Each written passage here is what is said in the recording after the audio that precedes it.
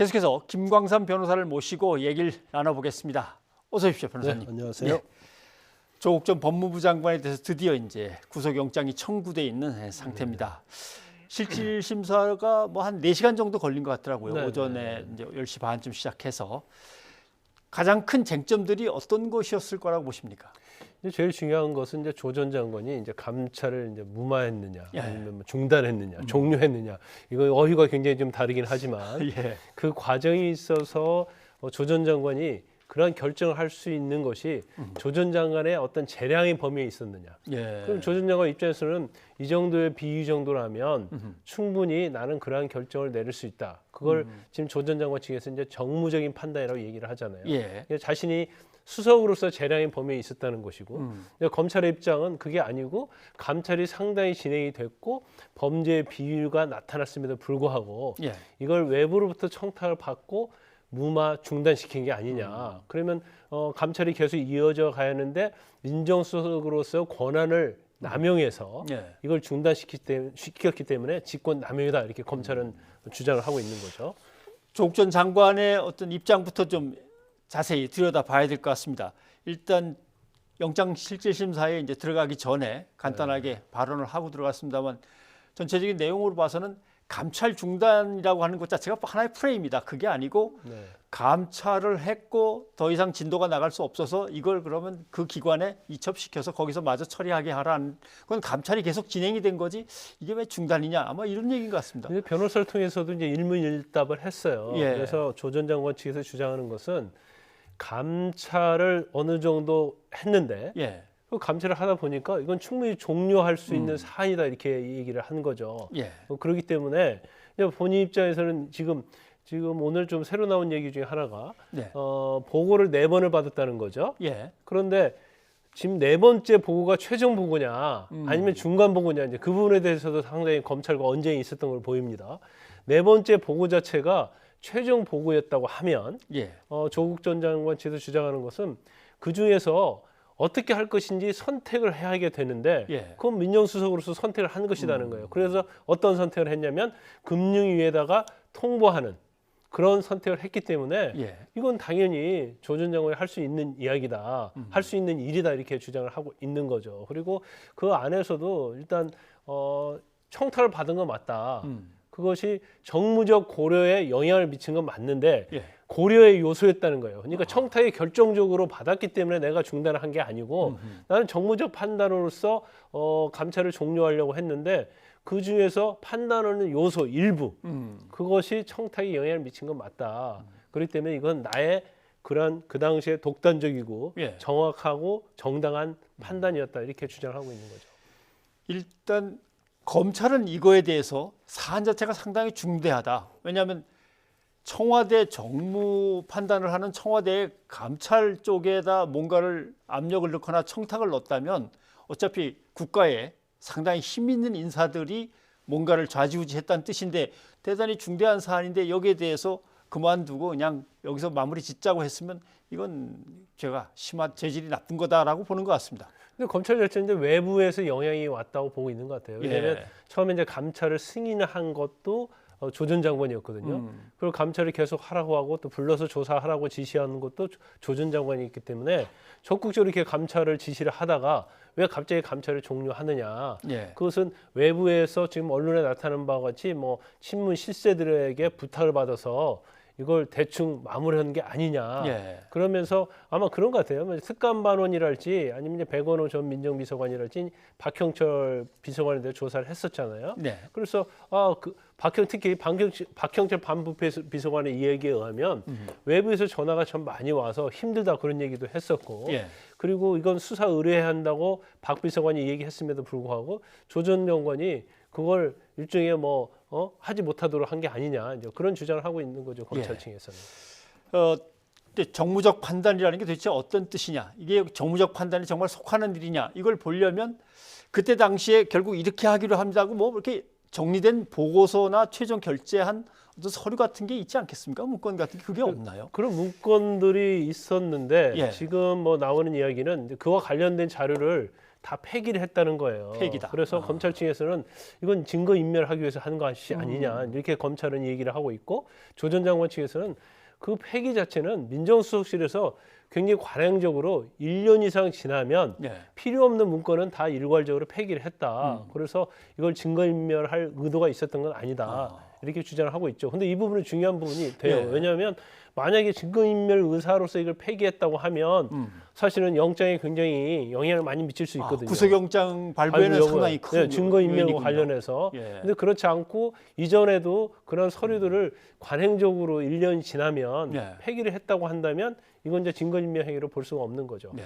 그러니까 그 감찰 서류만 따로 뽑아서 빨리 폐기하라고 한 게 아니고 그 서류들이 전체적으로 다른 서류들과 함께 통상적인 절차에서 폐기된 거다라고 하는데 검찰이 보기에는 폐기시켰다. 이미 증거를 그렇죠. 이제 인멸했다. 그 부분에 대해서도 이제 법원에서 예. 재판부가 그렇게 하하. 폐기를 한 건지 아니면 의도적으로 폐기한 건지 이제 그 부분을 아마 들여다볼 겁니다. 이제 어떤 증거 자료들이나 진술들이 거기에 이제 첨부가 됐는지를 봐야 되는데 그거는 뭐 판사가 지금 이제 열심히 들여다보고 있는 맞습니다. 중이겠죠. 예.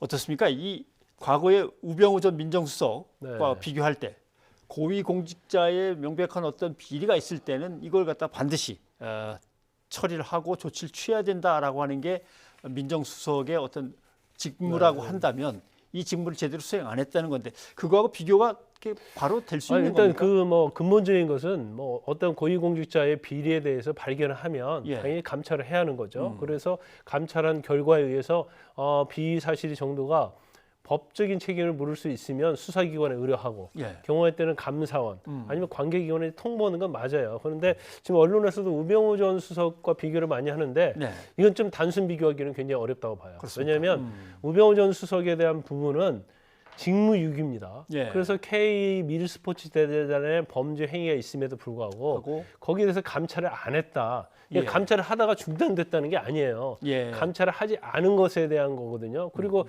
미르나 K스포츠재단의 어떤 비리 자체는 지금 사실은 감찰 무마와 상당히 예. 그 범위에 있어서 죄질에 있어서 그러면 굉장히 다른 측면이 있거든요. 그래서 그것과는 단순 비교하는 것은 좀 무리가 있다고 봅니다. 그래서 예. 우병우 전 수석이 그 당시에 직무유기와 관련해서 구속이 됐기 때문에 조 전 장관도 구속이 되는지 않느냐 이건 사실은 비교는 저는 맞지 않는다고 봐요. 예. 단지 범죄 혐의에 있어서 직권남용이 구체적이면서 굉장히 적극적으로 이루어졌느냐 예. 그렇지 않느냐 이제 그 부분이 소명이 되었느냐 여부가 굉장히 중요하다고 봅니다. 그 점에서 직권 남용과 직무의 유기와 이거 좀 이제 차이가 있는 거군요. 네, 분명히. 그렇죠. 예, 알겠습니다. 자, 그러면 여기서 조국 전 장관이 자기의 직권에 대한 남용 혐의에 대해서 이제 부인하는 대목이 있는데 그 인터뷰한 내용을 잠깐 좀 보겠습니다.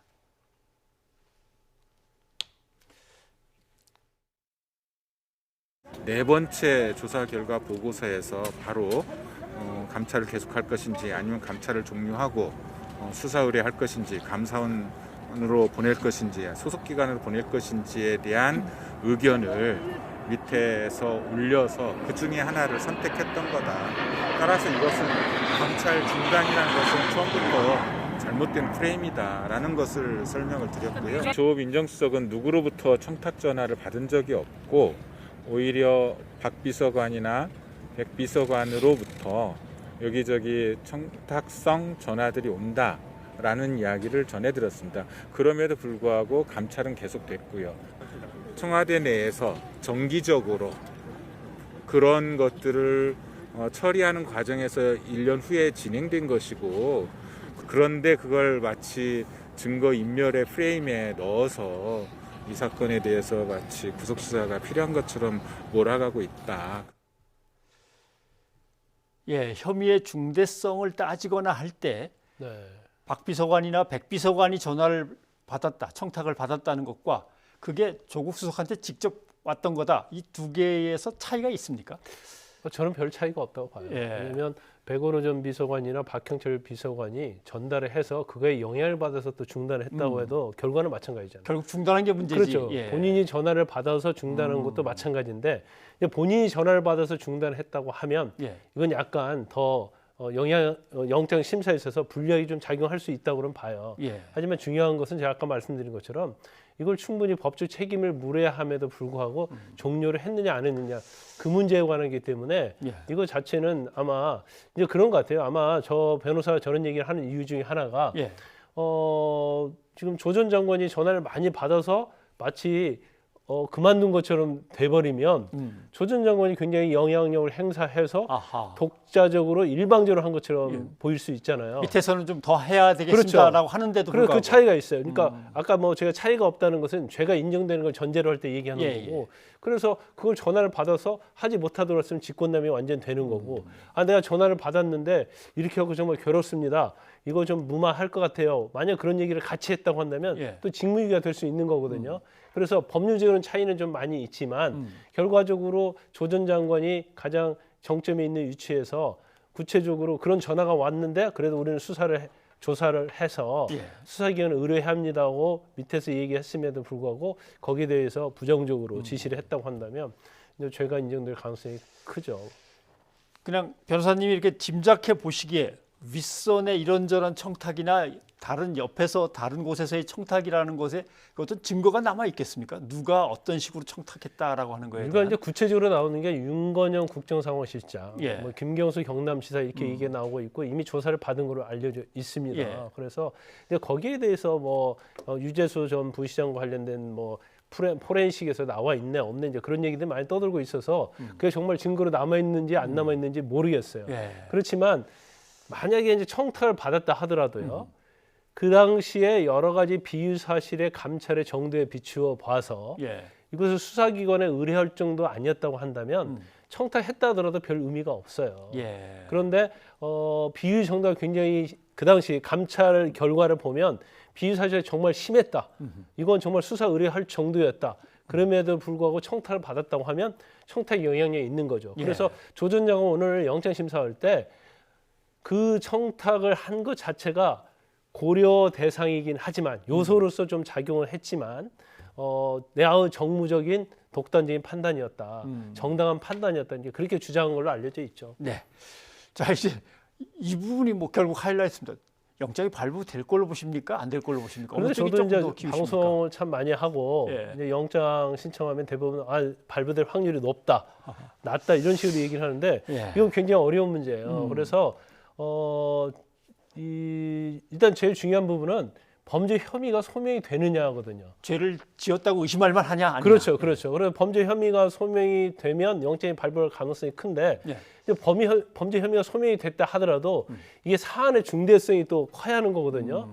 그래서 그 부분에 대해서 판사가 만약에 도주 증거 인멸 우리가 없고 예. 수사 진행 정도에 비추어 보면 혐의가 인정된다 하더라도 구속의 필요성이 없다고 기각할 가능성도 상당히 있다고 보고요. 또 하나는 이게 만약에 기각이 되는데 범죄 혐의가 소명이 안 된다고 해서 기각이 되면 예. 이건 검찰에는 굉장히 힘든 시간이 올 수 있어요. 기소 자체도 일단 그렇죠. 좀 굉장히 무리한 수사였고 편파적인 부담스럽군요. 수사였다는 비난을 직면할 수밖에 없거든요. 그래서 기각이 되든 발부가 되든 이제 발부가 된 다음에 검찰은 수사 동력을 얻겠죠. 그래서 수사를 더욱더 확대해 가겠지만 만약 기각이 되면 기각 사유가 무엇냐에 따라서 검찰의 입장에 있어서는 굉장히 논란과 이제 비난의 대상이 될 수도 있고 되지 않을 수도 있는 그런 알겠습니다. 상황에 직면할 겁니다. 네. 결국 뭐 다른 건들과 해서 새벽은 돼야 아마 나오지 않을까 싶긴 한데 뭐 기다려 봐야 되겠군요. 네. 오늘 고맙습니다.